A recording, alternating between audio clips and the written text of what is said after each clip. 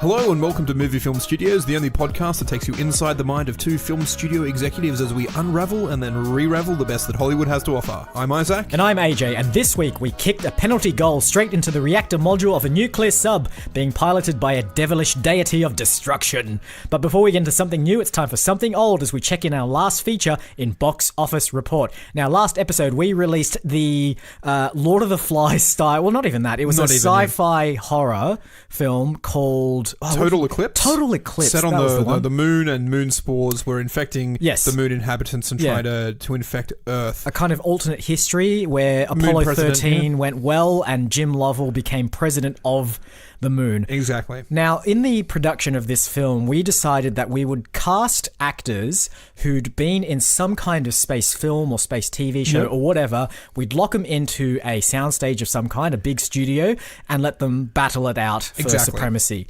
And because of that, we didn't write the second act of the film or the third act of the film because we didn't know which actors would survive and which characters would still be there after the end of it. Now, in theory, that sounds like a great plan. On paper, it was like, yep, approved. Our board members, which is just the two of us, said, yep, let's do it. I mean, I signed off on it. Yeah, so did I. The problem is they're still in there. They're still going. This is what happened, right? So at the moment, there's only a few of them left, but Michael Fassbender, right? He got in there, obviously, in Prometheus, playing the android David, I think his name was. Now, we stipulated that actors cannot bring in anything to assist them in this sort of battle royale fight to the, well, I guess, death. The thing is, Michael Fassbender brought in, inadvertently, we didn't realize this, but he brought in his, prosthetic head from Prometheus. Oh, right. He hid it under his shirt, so we just thought he'd gotten fat for a role. But what he did with it is... early on into the game, the battle, he just left the head lying around and everyone thought that Michael Fassbender had died already, that he was out of it. He just lay hidden in wait and then just started picking off actors one by one. So now there's like a very tense standoff in there with I think Lupita Nyong'o is in there. Yep. Obviously Tom Hanks is still going strong because... he just has to. Michael Fassbender is just in there biding his time. We have no idea where he is. We've lost track of him on all of our infrared cameras, all of our motion sensing cameras. We can't see him. He's somehow camouflaged himself. I've been watching the live stream because we've set up the cameras in there. They just look like security cameras on the wall, but we're live streaming the event as it's going. See, I haven't been following the Michael Fassbender saga as it's unfolded. Yeah. I've been following the Michael Jordan, obviously from Space Jam. Yes, and he using obviously incredibly athletic. Knows how to work, but only in with teams of 5. Must be a basketball thing. I'm not really sure. So I've been following his story, and he must be just in a completely separate wing to the Fassbender thing as it unfurls. Okay. So I mean, my money's on him. Yep. I reckon Jordan all the way. Yeah, you know what? I've caught a couple of bits of Michael Jordan in action, and surprisingly, he's managed to fashion himself a baseball bat. Now, he had a really kind of awful baseball career, but he's doing really well with that bat in there. Very well. I don't know what's happened. He's had a bit of a career turnaround in there. All right. So, I mean, we'll have to see as that unfolds. Obviously, if you... subscribe to the Mephisto live. You can tune into the live stream. We have multiple buttons on the remote so you can follow multiple storylines. Eventually, I suppose we'll cut that together into a film and release it. But I mean, it seems to be wildly popular at the moment. We'll just have to wait and see. So, yeah, it's also tied up many actors, so I'm not sure who we're going to cast this week for our film. But anyway, exactly. We'll find out. I mean, it has legitimately caused a shortage. People are voluntarily killing themselves off to meet other contractual obligations with other studios. We're not actually sure who's dead and who's not at this point, actually. All right, on to this week in trailers. And first film for this week's episode is Hunter Killer, starring Gary Oldman, Gerard Butler, Common, Linda Cardellini, and brought to you from the producers of Fast and Furious. And Olympus Has Fallen. Olympus Has Fallen, yes. When I saw the name Hunter Killer, I'm like, is that a clever play on, this is the the person who kills the hunters, who is like the alpha of the alphas, or it could have meant so many different things. I thought it was a shark film. I saw like the poster image was of water, and I was like, oh, classic shark film. It's not. It's not. It's a submarine film. It's a sub film, yes. So it seems to sort of play on the whole like Russia antagonism that the US is going through right now. You say right now, it has been as far back as probably the 70s, I think, was the first time Bond was fighting the USSR. You're right. There was a brief period of like, yeah, you guys are all right. Alec Baldwin was fighting them in the 80s. Harrison Ford was fighting them in the 90s. It's been a long run against Russia. Yeah. You say Harrison Ford as well, and this film really does feel like The Hunt for the Red October. Well, this is why I said Alec Baldwin, who played Jack Ryan in that film. Yeah, but this feels like The Hunt for the Red October with a lot of extraneous like CGI. It's full of it. And bad CGI at that as well. Bad. But I mean, you probably wouldn't expect anything more from a film that was brought to you by the guys who did Olympus Has Fallen and Fast and Furious. But yet it has Gary Oldman in it. That is the most startling thing about this. No sense. Is that Gary Oldman shows up at all. Like when Gerard Butler's there, you're like, yeah, definitely. It's the kind of film that goes for the gravitas of like The Sum of All Fears or The Hunt for the Red October, but just fails miserably because Gerard Butler's sitting there trying to act serious at you. Well, it's like they've watched those films and go, you know what those films don't do? They don't fall back on special effects as a crutch quite as much as they should. We need bad, surface to sea missiles. That's right, yeah. Was it surface to air surface to, whatever. One of the two. Whatever the ones I used to play in Red Alert Command and Conquer, that was surface to air. This one, they fire in the air and then they go underwater and try and blow up submarines. They smuggle some Russian dude on board through a torpedo tube so he can guide them through some strait at some point. Which I'm pretty certain happened in an old James Bond film as well. Oh, it's I don't even know why there need to be so many subs. Russia's amassing the most military force that they ever put together under the ocean, on the ocean and under the ocean. Only Gerard Butler can save us all. I'm not sick of watching Gerard Butler save us all. I'm not completely honest. From Geostorm from earlier this year, I think. Was it this year or last year? Midway through last year. We're coming up on our 1 year. I think one anniversary of Geostorm. Not of Geostorm, but just of the podcast. Of the podcast. Oh, there you go. Well, we'll keep a track. We'll keep a track on that and probably, I don't know, do a special episode 1 week later or something. But yeah, you're right. I think the world does need more Gerard Butler pretending to act. Seriously. He's pretending to act. All right. On to trailer number 2, which is Slender Man, coming at you from Sony Pictures.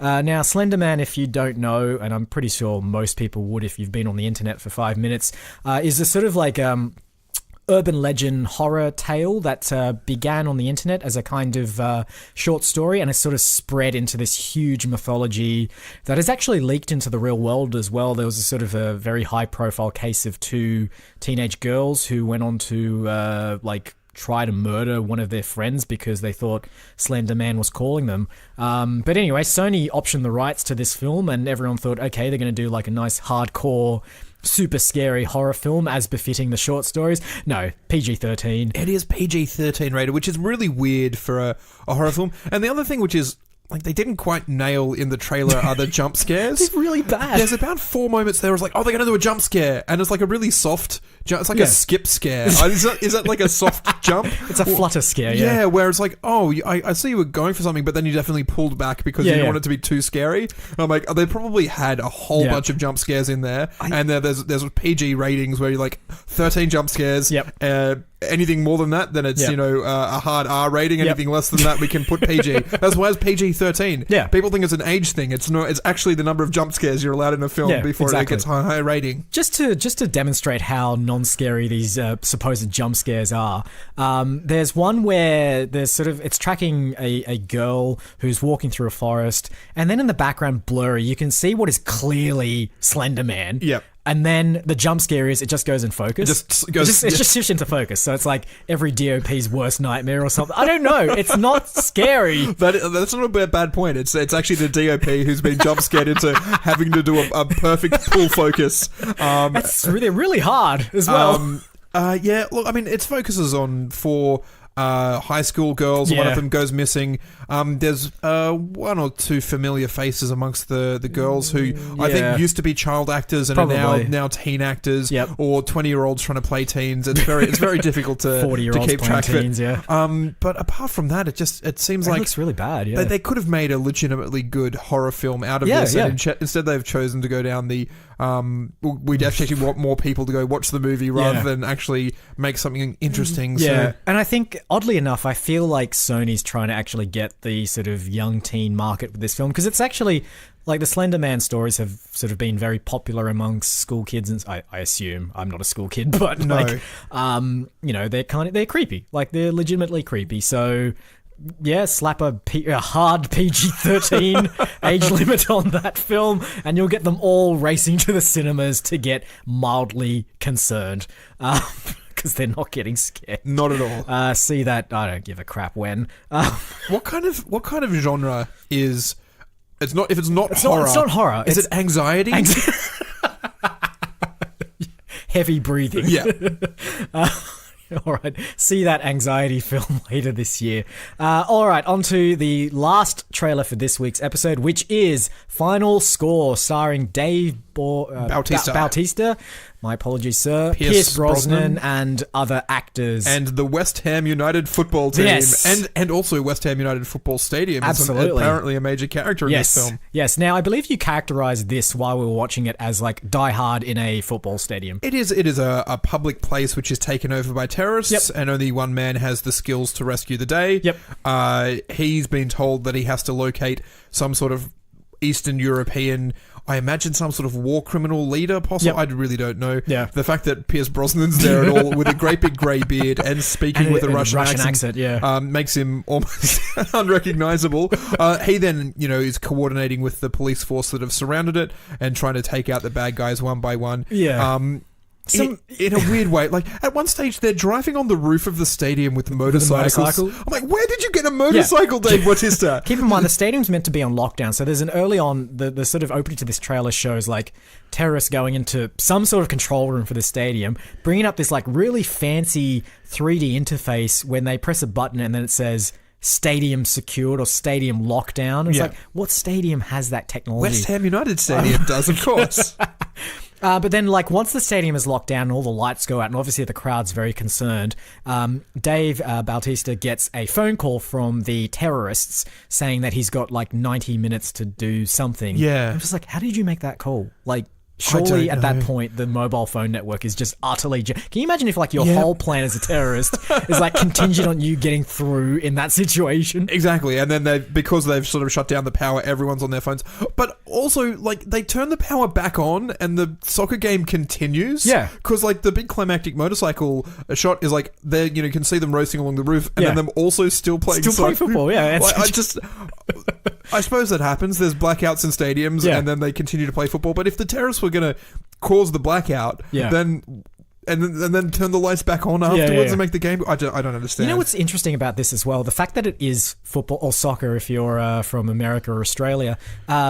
because, like, most of these films where, like, some big event happens at a stadium, it's usually, like, baseball, American football, something that, like, for some reason shows, like, big, burly men doing some kind of sport. It's never, like, soccer, which is just full of, like, players diving. Well, the other one that they're using legitimate English Premier League teams as well. I wouldn't be surprised if they'd signed a contract and the actual players from West Ham United and whoever they're playing, I think it was Newcastle, I didn't see the logo for long enough, are actually in there at some point as well.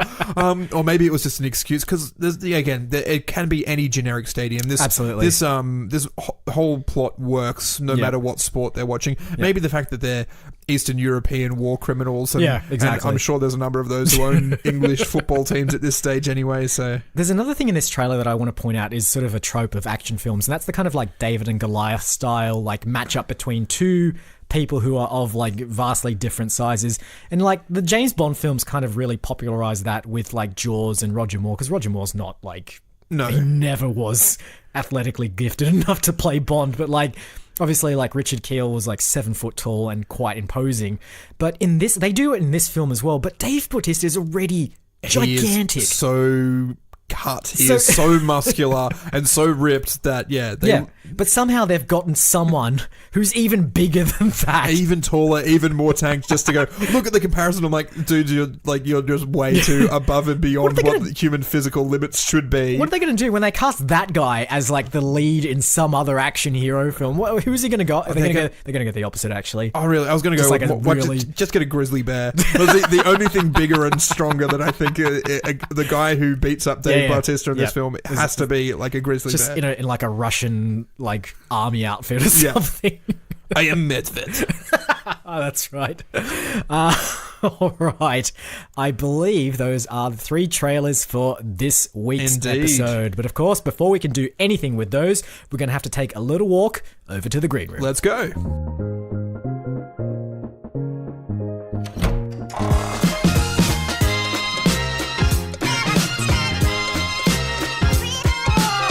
All right, here we are. All right, let's do a quick recap of the 3 films we've got on offer. We have a political animosity boiling over into a military action-packed war conflict. That makes it sound so much better than it actually is. It does. We have a very soft version of a horror creature, but done in the most unscary way you can possibly imagine. Notably from an internet-based source. I mean, I'm sure we could, if we happen to brainstorm our own original intellectual property monster. And finally, we have it's just a siege film. It's a siege action film. Yeah, set in a stadium, I guess. This one's set in a stadium. Any siege film, Under Siege is on a boat.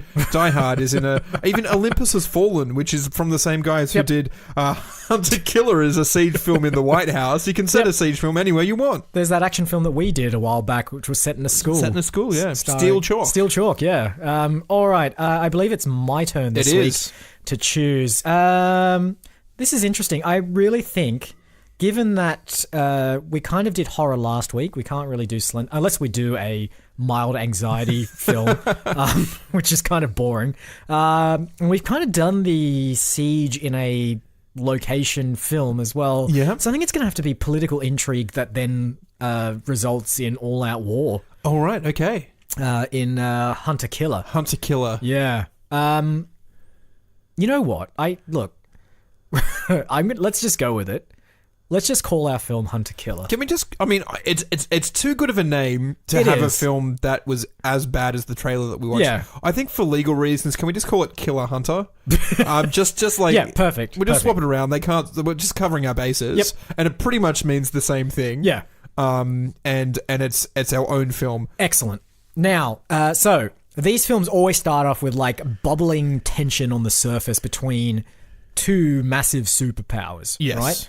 Now, do we want to do the exact opposite and just do it between like 2 middling superpowers? It depends on. I mean, if we're going to ramp up to a full scale conflict, the people or the countries that we have to choose need to have something that is of a significant enough backing to make it worthwhile. True. Unless we go with like the Mad Max route, where the kind of military force that they managed to cobble together in Mad Max 2 is just old rusted cars with spikes all over them.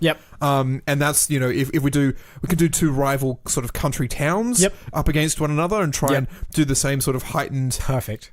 We could even do the whole, like, let's do it like post Hunter Killer. So this is post the war. Post the war, yeah. And you have people redrawing where the boundary lines are between countries. Exactly, yeah. So that's that's actually perfect.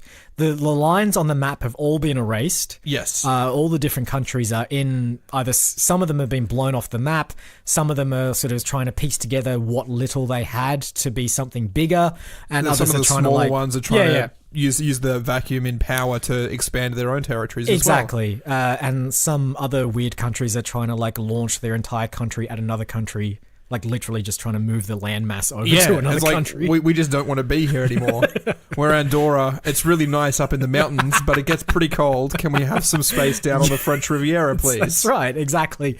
And they devise a scheme to, like, I don't know, cut into the earth and, like, separate it from the crust. Yep. And I don't know, put rockets on the whole thing and shift it down into the French Riviera. Very much like one of the Infinity War really? Avengers. Don't they put like rockets underneath a big city and rise it up into the air? Oh, no, you're right, yeah. Age of Ultron? I think it's Age of Ultron, yeah. So it's not implausible at all. Great. So we're doing post-war. Now, should we focus on 2 countries? Or is this more of a, like...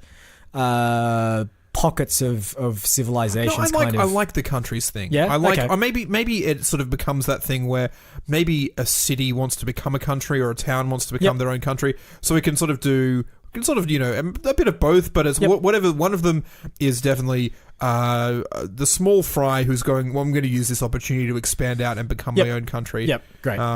Wherever that happens to be. Coolangatta. So we're doing an Australian... yeah, why not? It is. So we're getting that very Mad Max flavour of a post-apocalyptic outback Australia. And, I mean, we actually think bigger than that. Why don't for those of you who aren't from this country, Western Australia, which is one of our states, has tried to secede and become its own country, right, I think about 5 times over the last 100 years. Spoiler alert, it has never worked. It hasn't worked at all. So maybe this is Western Australia's chance. Maybe Tasmania, the tiny little island sitting down on the southern end of Australia, which is always sort of like felt as though it's the little brother to the big bully of Australia. Maybe they're trying to become their own country as well. That's a great idea. All right, I like the idea of Tasmania actually. So they're like, if you don't know your geography very well, and I'm assuming given our vast international audience and the fact that we're based in Hollywood. Tasmania is not physically connected to the Australian mainland. It's separated by... That's right, yeah. It's separated by the Bass Strait, which is apparently like one of the most turbulent and like storm-ridden and hardest like bits of ocean to cross. It's probably it's not terribly far from Antarctica. It's very, very cold. It is. It's It's lovely though. It's a lovely place. But I think that's the thing. I think Tasmania is getting sick of being known as the lovely place that you go for like a romantic getaway for 2. It's like, you go there if you want to have a nice wine tasting tour or tour the forests and, be cold in the middle of spring. So Tasmania is just like, you know what? We've had enough of this. We now need to push the entire landmass up the Bass Strait. Right, and they're going to jam it right on the end. Jam it right on there. And you know what I think? I think that like we tell the film from 2 perspectives, right?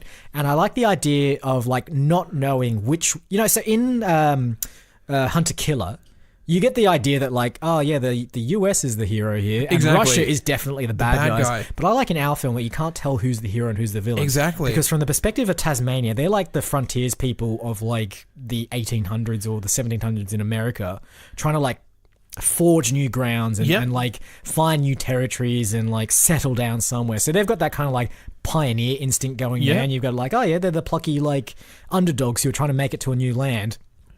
But then from the perspective of like mainland Australia, it's just like, this is insane. It is. They're moving their entire country and they're going to ram it into, I guess, Victoria. It's right there. Melbourne's right on the coast there. So you're essentially turning Melbourne into an inland city. I am. And then you're sort of like, and then Hobart and those other cities within Tasmania become that sort of dominant port that Melbourne has. So, exactly. So I mean, so we open it up with them launching their bombs into the tectonic plate to separate that from the crust. And then there's some sort of apparatus. I don't know whether it's a lot of boats or whether it's some sort of nuclear-powered turbines which start pushing it slowly. Absolutely nuclear-powered turbine. Yeah. You know what I like about that, the slowly thing? That we have over in Mission Control in Australia, the mainland Australia rather, the whole like 8 days to go countdown timer that sort of exists or sits at the top of like their status screens. It's almost like the Death Star as it comes around the side of Yavin to the moon. In fact, we'll have like a computer-generated graphic just showing like the ETA sounds wrong, but like this like little graphic representation of Tasmania just slowly inching its way up to like mainland Australia. Okay, I like this. I like where this is going. I mean, this is also the kind of film where we probably should come up with an ending for it as well. Exactly. I'm actually thinking more characters and the motivations of these characters. Because there's definitely the action hero of the mainland people who are just like, you have to go and infiltrate the hidden base or to sabotage the turbines to stop them from blowing. And I think as well that maybe they're not nuclear turbines because Tasmania is notoriously one of the politically more green states. So they're definitely solar powered turbines. And so the hero has to stop them by blocking out the sun. I mean, maybe that's, Matrix style. Matrix style. I also think, didn't Mr. Burns do that in episode of The Simpsons as well? You're right. So they have to stop that. But then I also think there's a counter hero, a Tasmanian hero who I don't know what their plan is to go to the mainland and stop something else, or I think you're right, and maybe they need to do some kind of like infiltration mission to try and. What can they do though? That's the thing. We need somehow because if Tasmania has a plan that needs sabotaging or needs infiltrating, then the mainland also has to have a similar plan that the Tasmanian action hero person can also try and simultaneously infiltrate and. Here's the idea. I've got it. So what if mainland Australia was also trying to enact a plan to move the entire country up to get out of the way of the impending Tasmania collision? Where would Australia move to if it didn't want to be where it is? Into New Zealand. Into New Zealand? Or they go west. I think a lot of Australians complain about really bad internet speeds when trying to connect to American servers. Yep. So maybe that's the plan. We're just going to go east into the middle of the Pacific. Yep. We might bump into New Zealand, pick up a few of the Solomon Islands and those guys along the way. Yep. New Caledonia. And All right, great. So, and that's what the Tasmanian hero is trying to do. They're trying to stop that from happening because if Australia takes off, if mainland Australia takes off, they're going to have like the far more aggressive. They're going to have the nuclear powered turbines, which I mean, I don't want to rag on solar too much, but considering that they need so much more power, they're more powerful than the solar ones. So there's a good chance that like Australia will take off. And Tasmania won't make it. You know where mainland Australia has to put the nuclear turbines, though? Where? If we're heading east, they have to put them on the west coast. You're right, to push it. Guess who's on the west coast? It's Western Australia, who don't want to have a bar of it at all. So okay, yep. They're trying to then put maybe like insert a fault line down the middle of Australia, so when they can sort of like push off and then stop and then knock the rest of Australia out to sea, and then Western Australia can stay exactly where it is. Exactly. So what they're trying to do is they basically are trying to cut along the existing border between Western Australia, South Australia, and the Northern Territory. Yes. They're just going to cut it right down the middle. Yep. So they're like... So here's what they're doing. They're sort of like saying, yeah, we agree. Mainland Australia will all be part of it. You can put the engines on the coast of Western Australia, but secretly they've got a counter plan going. We're just going to cut right down there. And so once the engines kick off, they'll move forward, bump the rest of Australia off into the distance, and they'll just stay there. Just stay where they are. Exactly. And then Tasmania slots up into empty Tasmania space. just keeps going. Yeah. Just keeps going. Because they need to collide into land to stop. Yeah. So they just keep going, and they probably will collide Indonesia. Yeah, Papua New Guinea probably at some stage. Yeah. And then Japan. Yeah. So that's the basic plan. That's the story. Yep. You have factions from each of those who have got their own champion action hero who are trying to go and infiltrate and stop in a sort of a scissors paper rock style.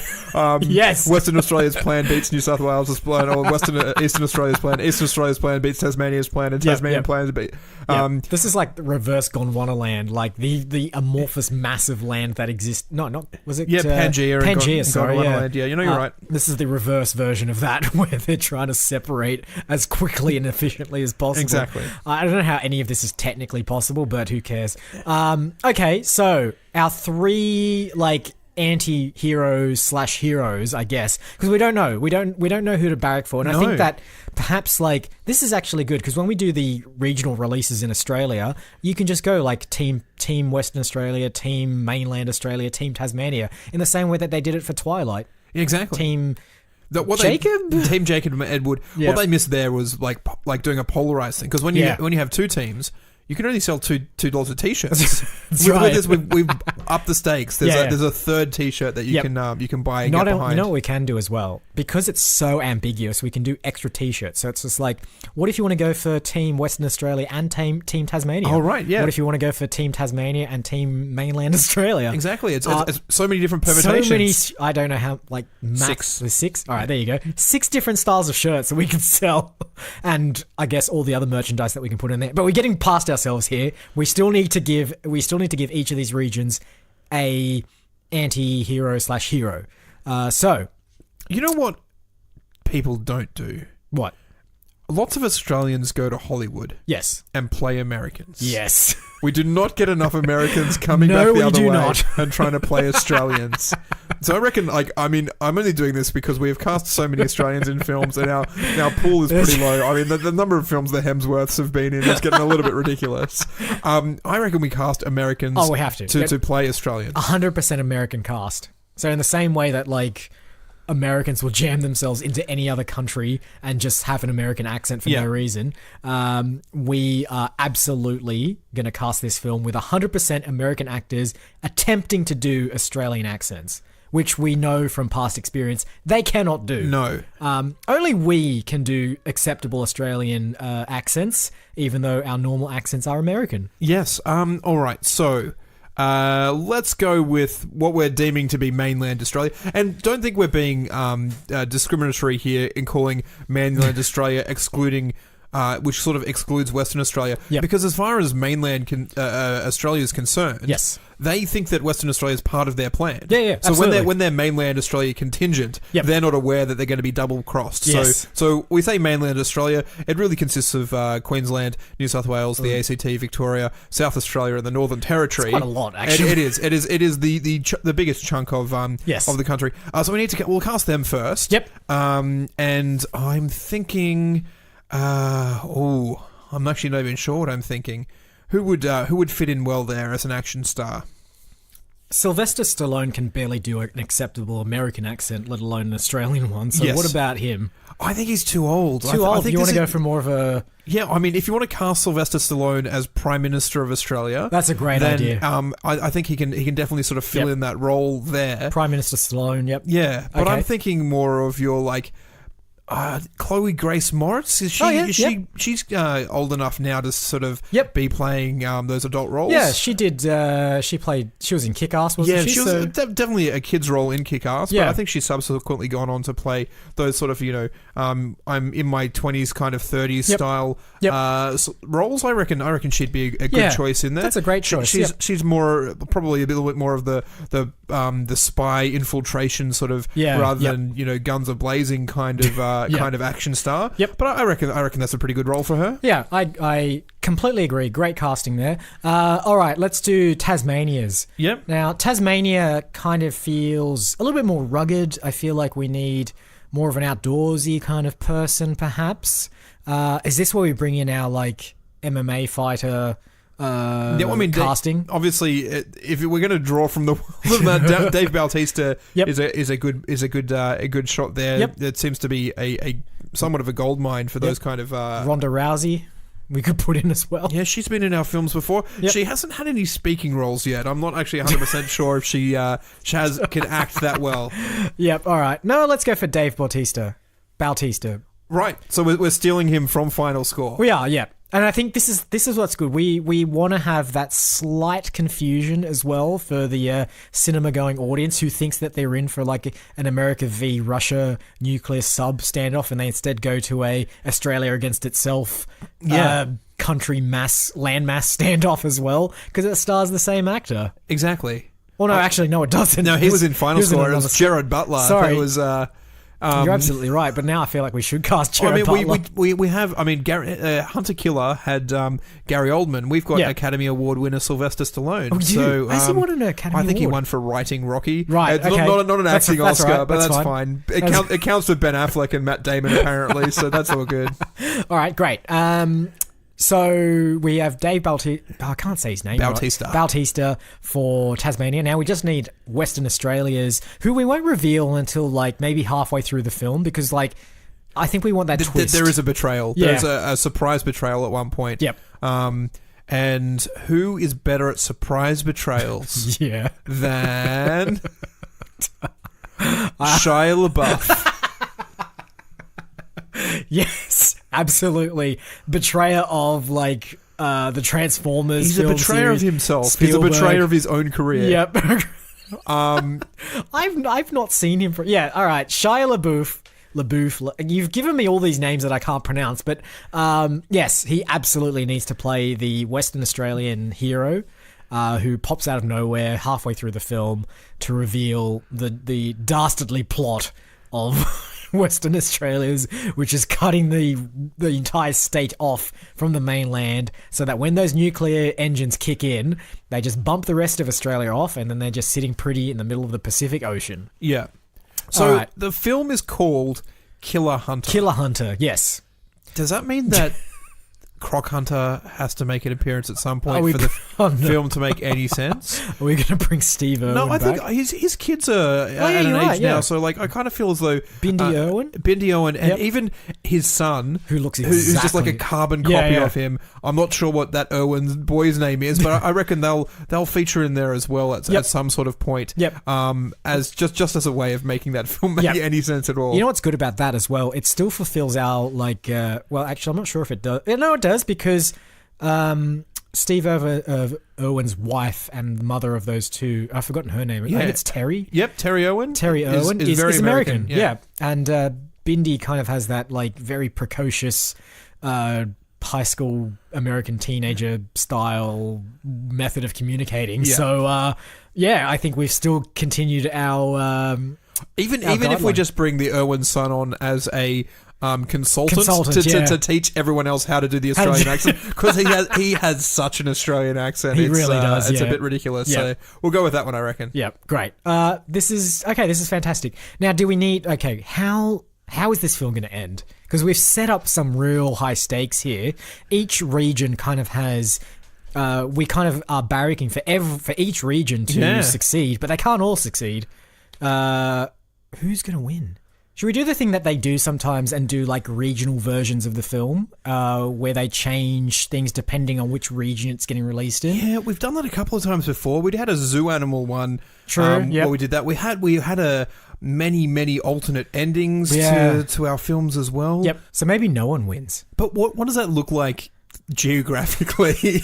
Is it like it's kind of like a full stop between two open brackets, kind of, because you have Western Australia, which is pretty much where it is. Yep. The rest of Australia, which has been shunted out towards the east a little bit more, is probably collected New Zealand. Yep. And the dot that is Tasmania just kind of sitting in the middle there. You know what it's like? It's like when you play pool and you break the balls for the first time. That's what happens, right? They all set off their plans at the same time and they all collide together at once, and then just like spread off in different directions. So Tasmania heads down south and collides with Antarctica. Australia like bypasses America completely and just mainland Australia just keeps sort of circling the equator now, collecting more and more countries. Western Australia starts just spinning in a circle. You know what we've created here? What? It's a geostorm.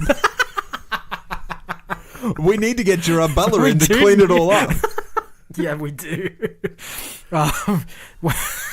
No, we absolutely do need it. So maybe he needs to play like we need the. So this film has nothing but Australian citizens in it in the like films universe. But maybe we need the American consultant character to come by and try and fix everything up afterwards, and that's played by Gerard Butler. The classic getting a Scottish person to play an American.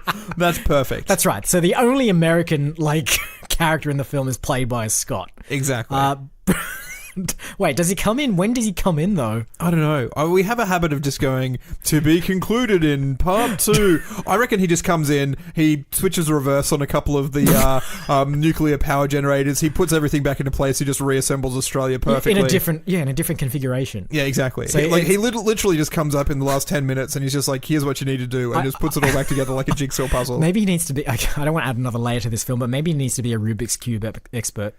Like he's one of those guys that like does a Rubik's Cube in like 3.5 seconds, and a la like Bruce Willis in Armageddon, he's the only person now that the world can rely on to reassemble the now dismantled and separated Australia. He's just got an atlas open going, yeah, I think New Zealand needs to go a little bit more to the left. A little bit more to the left, guys? Just a little bit. Perfect. That's good. That's perfect. No. What he needs to do is a la a Rubik's Cube. You need to make radical changes to it first before you can get it back to what it was. It's like, I put Australia back into place and Papua New Guinea's now popped out of place. Exactly. So there's I think the last 20 minutes of the film is we need to do a nice countdown timer until the world is lost again, of just watching different countries shift randomly around the world as they're being reassembled by Gerard Butler. But I think how it should end as well is Gerard Butler's too good at the Rubik's Cube, and instead of putting the countries back to where they were, he basically just reconstructs Pangaea. Oh, right. Pangaea, rather. He goes back. He just goes back. And they're all they now fit perfectly together. Because that's just, he needs it. They need to all line up properly. Unbeknownst to us, the world is already in a scrambled state. That's right, exactly. And he's unscrambled it too much and reconstructed the entire monocontinent or whatever it used to be. Exactly. So. And then maybe it's a happy ending. Maybe it's just all the cultures of the world are suddenly all connected. There's no, it's just, what's it 70% of the world of the planet is water. Yep. So now that whole 30% of the world that's landmass is now just in one place. Yeah, exactly. No need for expensive overseas flights anymore. It's now just one big island. One big happy family. And then, everyone just gets along. Thank you, Gerard Butler. Thank you for saving us all. Exactly. And that film is called Killer Hunter. Maybe that's his Rubik's Cube nickname or something. I think that's a wrap. I think that is.